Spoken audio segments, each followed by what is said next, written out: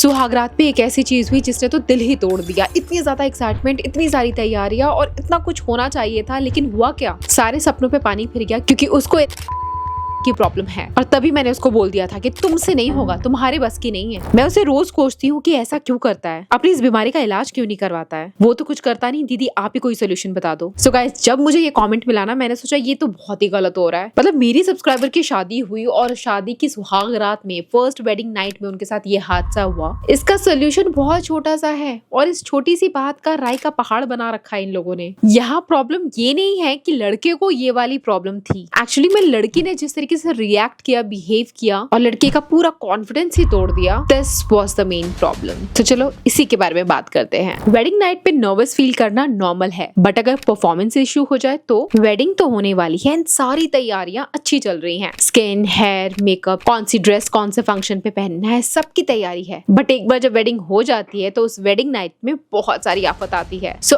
आपकी first wedding night में आपको कोई भी प्रॉब्लम ना हो, आपकी सुहागरात जिंदगी भर के लिए यादगार बनी रहे, इसके लिए बहुत सारे टिप्स लेके आई हूँ। वीडियो को एंड तक जरूर देखना क्योंकि ये है छोटी छोटी बातें बट बहुत इंपॉर्टेंट, जो कोई भी शेयर नहीं करता है, बट आपका जानना जरूरी है बिफोर वेडिंग। आप देख रहे हैं बी नेचुरल, मैं हूँ रेखा। Let's get started. शादी की रात, सुहाग रात, इसके बारे में सुनते ही पूरे दिमाग में सिर्फ एक ही ख्याल दौड़ता है, आपको पता है क्या? और अगर गलती से सुहाग रात की रात को की प्रॉब्लम हो जाए, मतलब पता ही होगा, मतलब इंटीमेट होते टाइम है। और अगर ये ना हो पाए तो इसे वैसे बहुत पहले ही 50-60 साल की उम्र के बाद होता था, बट अब ये आपके सुहागरात पे भी हो सकता है। बट डरो मत, ये कोई डिजीज नहीं है, ये एक टेम्पररी कंडीशन भी हो सकती है जिससे आप जूझ रहे हो और इसका सोल्यूशन बहुत आसान है। सो लेट्स सी इसे कैसे ट्रीट कर सकते हैं। हम बात कर रहे हैं कि आपका मन है, आप करना चाहते हो लेकिन हो ही नहीं पा रहा है या बहुत जल्दी हो जा रही है। Premature ejaculation, low sperm count, low semen volume. तो गाइस, अगर ये प्रॉब्लम बहुत ज्यादा मेजर है तो पहले तो डॉक्टर से कंसल्ट कर लेना है। एंड अगर आपको कभी कभार ऐसा लगता है तो आप एक बार कीगल करके देखो। मेल फीमेल दोनों के लिए कीगल एक्सरसाइज होता है, इससे आपको काफी फायदा मिलेगा। वो कहते हैं ना, अगर लड़कियां चाइल्ड बर्थ नेचुरल वे में देती है तो उनका वो वाला एरिया थोड़ा लूज हो जाता है। सो कीगल एक्सरसाइज करने से वो वाला एरिया टाइट हो जाता है। एंड सिमिलरली मेन भी कीगल एक्सरसाइज कर सकते हैं और उनकी ईडी वाली प्रॉब्लम सॉल्व होगी, क्योंकि ये स्ट्रेंथन करता है पेल्विक मसल को। बाकी कुछ बुरी आदतों को फिक्स कर ले, जैसे कि बहुत ज्यादा एक्सेसिव,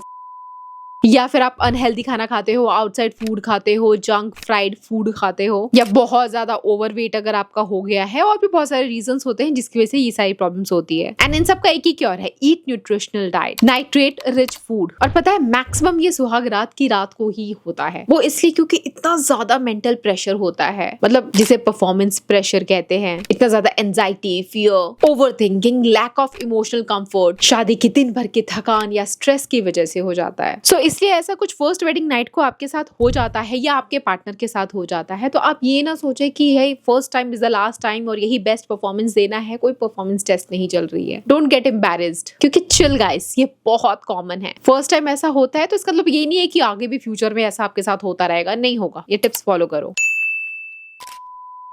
एक मेडिकल या इमोशनल कंडीशन हो सकता है, इसके बेसिस पे आप किसी का कैरेक्टर जज नहीं कर सकते हो या किसी के बारे में ये जज नहीं कर सकते हो, हाँ ये तो ऐसा ही है, ये तो लूज है, ये ढीला है, नहीं होता। स्पेशली गर्ल्स, कंपैरिजन मत करना किसी मूवीज में कि हमने ये देखा वो देखा पर मेरा पति तो ऐसा निकला, तुमसे तो होता नहीं, तुम्हारे ये वो नहीं बोलो भाई, उसका सारा कॉन्फिडेंस वहीं ब्रेक हो जाएगा। फिर आगे भी उसको ये दिक्कत आती रहेगी अगर आप उसका मोरल डाउन करोगे तो। तुम नॉर्मल नहीं हो, ऐसे वर्ड्स मत बोलना। साइलेंस एंड गिल्ट क्रिएट मत करना। So emotional safety is the key. So जब लड़का या लड़की इमोशनल सेफ फील करते हैं कि हमें कोई जज नहीं करेगा तो बॉडी नेचुरली रिस्पॉन्ड करती है। तो अगर किसी को ये वाली प्रॉब्लम है भी ना तो आगे चल के धीरे धीरे खत्म हो जाएगी। सो विमेन का रोल यहाँ पे बहुत ज्यादा पावरफुल है। So girls and boys also do understand, शादी एक अंडरस्टैंडिंग बॉन्ड है, एग्जाम नहीं। लव, पेशेंस, ट्रस्ट से हर प्रॉब्लम सॉल्व हो सकती है और एक समझदार और सपोर्टिव विमेन ही रिलेशनशिप को इमोशनली स्ट्रॉन्ग बना सकती है। ये मेरा पहला हैक था जिसे मैंने बहुत ज्यादा स्ट्रेच किया क्योंकि मैं चाहती थी इस चीज को डिटेल में शेयर करूं, क्योंकि रिसेंटली मुझे जब ये कमेंट आया था रिलेटेड टू दिस प्रॉब्लम, जिस बारे में कोई बात नहीं करेगा उस बारे में हम बात करेंगे क्योंकि हम है बेशरम। Step number 2, body preparation before and after wedding. अब ये बॉडी प्रिपरेशन क्या होता है? हमें इतना स्किन केयर, मेकअप, ज्वेलरी का प्रिपरेशन करना पड़ता है, बॉडी का उसमें अलग से क्या करें? बॉडी वैक्स तो करा लिया, अब और क्या? उससे पहले मैं ये देख रही हूँ, बाल आज बहुत अच्छे लग रहे हैं। I'm loving my hair. Wow, आज कुछ अलग किया है बालों में। इस वीडियो के बाद मैं हेयर केयर की वीडियो बनाऊंगी, इसमें मैं आपके साथ शेयर करूंगी। तो अगर बालों से रिलेटेड कोई समस्या हो तो मेरे हेयर केयर की वीडियो जरूर देखना। बहुत लंबे हो गए यार, अब भी मैंने हेयर कट लिया था एंड देख रहे हो, खड़ी हो गई मैं फ्रेम में, फिर भी पूरे बाल नहीं आ रहे हैं। आज बहुत अच्छे लग रहे हैं। शादी के चंद घंटे पहले या चंद दिनों पहले हैवी वर्कआउट अवॉइड करो। अगर आप बहुत ज्यादा जिम शिम करते हो, थोड़ा सा वर्कआउट कम करो, बॉडी को ज्यादा पेन मत दो। देर रात तक जगे रहना, एक्सेस स्क्रीन टाइम को यूज करना कि हम शादी के बाद यहाँ जाएंगे, ये करेंगे, इस तरीके से सेलिब्रेशन करेंगे, रील्स वगैरह में देख देख करके आंखों के नीचे डार्क सर्कल्स मत लाओ। प्रॉपर स्लीप लो, 7 से 8 घंटे का कम से कम। नींद आती नहीं है, वैसे शादी होने वाली है, दिल में बटरफ्लाई उड़ रहे होते हैं, मन नहीं करता नींद ना आए, चैन ना आए, लेकिन 7 से 8 घंटे की नींद लोगे तो ही ब्यूटी स्लीप मिलेगा। और पता है ये सारी चीजें बहुत मैटर करती हैं, क्योंकि अगर इन सब चीजों पे ध्यान नहीं देना तो आपके बॉडी में लो एनर्जी रहेगी। लो एनर्जी मतलब चार्म ही चला जाएगा, मतलब लगनी चाहिए आप दुल्हन हो, अलग सा ग्लो आना चाहिए। हाई एनर्जी होनी चाहिए, तो एनर्जी बचा के रखो, नहीं तो इंटीमेसी थोड़ी होती है। अब करती हूँ मैं एक बहुत बड़ा खुलासा, ट्रुथ अबाउट इंटीमेसी। सबको लगता है शादी की रात, सुहाग रात, वही होगा, वही सब नहीं होता है यार। हेयर स्टाइल निकालने में ही आधा रात आधी दिन चली जाती है, बहुत टाइम वेस्ट हो जाता है, 3-4 घंटे लग जाते हैं। आपका बाल निकालो, ज्वेलरी निकालो, मेकअप निकालो, एंड झुक झुक के सबके पैर छू के आशीर्वाद लेते लेते कमर सच में टूट जाती है। तो मैक्सिमम लोगों का first night is not first night की कुछ होगा, फर्स्ट नाइट कुछ भी नहीं हो पाता है, ठीक है। जब भी आप मिलो वही आपकी वेडिंग नाइट हो जाए। अगर मेरे को कोई मैरिड लोग देख रहे हैं ना, तो प्लीज कमेंट करके बताना कि आपके फर्स्ट वेडिंग नाइट में सच्ची बताओ क्या किया था। जो सबको लगता है वो तो नहीं किया होगा, है ना। एंड दिस इज फैक्ट यार। फर्स्ट नाइट एक दूसरे से बात करो, एक दूसरे को जानो, पहचानो, ट्रस्ट करो, इमोशनल बॉन्ड बनाओ, इक्वल्स टू इंटीमेसी। पेनिट्रेशन वाला कुछ होना जरूरी नहीं है। Kissing, cuddling, talking, that is intimacy. क्योंकि फर्स्ट नाइट का गोल आपस में कंफर्ट बनाना है, कोई रिजल्ट नहीं निकालना कि हो गया, कर लिया। आपके फ्रेंड्स वगैरह हाइप बनाएंगे, आपको बोलेंगे हुआ कि नहीं हुआ, फर्स्ट नाइट को क्या हुआ, बट टाल दो उन सब की बातें, अपने ऊपर प्रेशर मत लो। मैंने कहा ना, दैट इज नॉट मैंडेटरी, जरूरी नहीं है। थोड़ी सी हाइजीन टिप्स की भी बात कर लेते हैं। फर्स्ट वेडिंग नाइट में हाइजीन आपका अच्छे से होना चाहिए maintain. So you make sure you take shower before, क्योंकि अगर एक बार नहा धो लोगे ना, एकदम फ्रेश फील करोगे ना, आपके पार्टनर को भी अच्छा लगेगा। इफ यू डोंट बाथ, जो मतलब सर्दियां हैं, ठंडियों में किसी का मन नहीं करता नहाने का, जो आपके शरीर का स्मेल होता है ना, किसी किसी का अच्छा होता है, लेकिन अक्सर स्मेल पसीने की बदबू होती है, और बदबू किसी को नहीं अच्छी लगती है। सर्दियों में भी पसीने होते हैं और उसकी बदबू आती है। सो मेक श्योर आप शावर ले लें। स्पेशली अपने इंटीमेट एरिया को अच्छे से क्लीन करें। कोई भी हार्श सोप मत लगाना, एंड लड़कियों अंदर फिंगर डाल करके उसको साबुन से धोने मत बैठ जाना। वाटर से सिंपल या किसी इंटीमेट वॉश से बाहर वल्वा वाला एरिया, इनर थाई वाला एरिया आप क्लीन कर सकते हैं। एकदम अच्छी सी नाइटी निकाल करके रखो। वेडिंग का जो इतना भारी भरकम लहंगा होता है, उसी लहंगे में तो ऑफकोर्स नहीं सोगे तो एक तो ड्रेस खराब हो जाएगी और ऊपर से नींद नहीं आएगी। तो अपने साथ जब पैकिंग करोगे ना कपड़े का, जो भी आपका सूटकेस फर्स्ट नाइट आप ओपन करोगे, अपने साथ लेकर के जाओगे, तो उसके अंदर मेक श्योर आप अच्छी सी अपनी नाइटी रख ले। नाइटी के साथ आप स्लीपर्स भी अपने साथ लेकर के जाओ। पता नहीं आप जहाँ जाओगे, आपके हस्बैंड के घर में आपके लिए अलग से बाथरूम स्लीपर है या नहीं, घर में पहनने वाले चप्पल है। आप अपनी तैयारी पहले से करके रखो। अपना स्किन केयर का पैकेट बना करके रखो, जिसके अंदर आप बेसिकली जो भी चीजें यूज करते हो, चाहे वो आपका face wash, serum, toner, moisturiser, sunscreen, सब रखो। लिप बाम रखना मत भूलना, क्योंकि फटे हुए होंठ किसी को भी नहीं पसंद। और एक पीरियड किट भी बना करके रखना, इनकेस पीरियड्स आ गए तो पीरियड किट के अंदर बेसिक चीजें, मेंस्ट्रुअल कप यूज करते हो तो वो रख लो, नहीं तो पैड रख लो। एक्स्ट्रा कॉटन की पैंटीज रख लेना, क्योंकि सुहाग रात है तो आप तो बहुत ही अच्छी सेक्सी ग्लॉसी फैंसी वाली अंडरवेयर पहन करके रखोगे। लेकिन अगर पीरियड आ गया तो एक कॉटन अंडरवेयर भी सामने निकाल करके रखना, नहीं तो इतना सारा सामान आप अपने साथ ससुराल लेकर के जाओगे, सब अनपैक तो नहीं करोगे ना, एक ही सूटकेस अनपैक करोगे जो आपके कमरे में उस वक्त होगा, तो चीजें आपको इजीली मिल जाए। नहीं तो आप कहाँ ढूंढते फिरोगे कि कोई मिले, किसी को बोलो कि ये दे दो वो दे दो। भाई अपना सामान पूरी तैयारी के साथ जाओ। और अगर पीरियड्स के दिनों में आपके पेट में बहुत ज्यादा दर्द होता है तो मेप्टाल स्पास जो मेडिसिन होती है वो भी आप अपने पास जरूर रखना, उससे काफी रिलीफ मिलता है। नहीं तो सौंफ रख लो, सौंफ को गर्म पानी में डालो या उबाल करके 1 कप पी लो, आपका दर्द गायब हो जाएगा। और अगर पीरियड्स आ गए हैं तो इंटीमेट होने के चक्कर में मत पड़ना, मतलब पेनिट्रेशन वाला। Normal kissing, hugging, talking, cuddling, that's okay.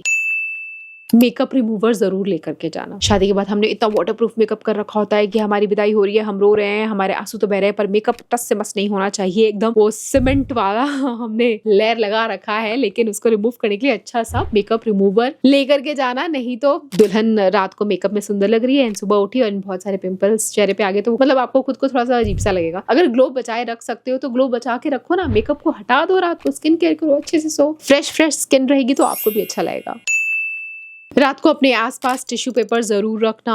And अगर आप चाहते हो कि मतलब आपकी बेडशीट गंदी ना हो जाए, रात को अगर थोड़ी मेसी हो जाए, गंदी हो जाए, and if you don't feel comfortable, तो एक कोई सा भी पुराना बेडशीट रेडी रखना या ड्राई शीट रखना या कुछ भी, कोई भी शीट डाल देना and then you sleep on that. Next day उसको फटाफट से फोल्ड करके रख देना, क्योंकि अगली सुबह आपके बेडरूम में जो आएगा वो बस मजे लेने आते हैं सब कुछ देखने के लिए। तो सुबह जिस टाइम उठते हो सबसे पहले उठ जाना, ठीक है। एंड अगर थोड़ा सा मेसी है तो उसका वाइंड अप कर लेना, मतलब बेड के आसपास कुछ आपने यूज करके थ्रो कर दिया है तो फटाफट से उठा करके पैक करके गार्बेज बैग में उसको डाल दो, चीजें थोड़ा सेट कर लो। क्योंकि इंडियन जॉइंट फैमिली में हो तो होता है कभी कभी सुबह सुबह बहुत सारे रिलेटिव्स आ जाते हैं आपके कमरों में, आसपास की चीजों को देखते हैं, ऑब्जर्व करते हैं एंड हंसी मजाक करते हैं, which is in fun way. लेकिन थोड़ा पहले उठ करके सब समेट लोगे तो यू माइट फील अनकंफर्टेबल। सो मैंने बहुत सारे वेडिंग नाइट टिप्स आप लोगों के साथ शेयर कर दिया है, आप लोग प्लीज अपना एक्सपीरियंस भी शेयर करना, ठीक है। और ऐसी कोई भी समस्या हो ना, डू कमेंट, बिंदास, बिल्कुल डरने का नहीं, शर्माने का नहीं, सोचने का नहीं, कोई नहीं आपको बताता है, नॉर्मल बेसिक चीजें हैं। मैं कोई रॉकेट साइंस वाली चीज नहीं कर रही हूँ, लेकिन वही ना, इंडिया में बेसिक चीजों के बारे में कोई बात नहीं करता है एंड फालतू की उल जलूल बातें करते हैं, लोगों को आपस में लड़ाने वाली बातें करते हैं एंड लोग अब्यूजिव लैंग्वेज यूज करने में कंफर्टेबल होते हैं, किसी को अपशब्द अभद्र कुछ भी बोल दो वो सब चलता है। लेकिन ये बेसिक हाइजीन टिप्स या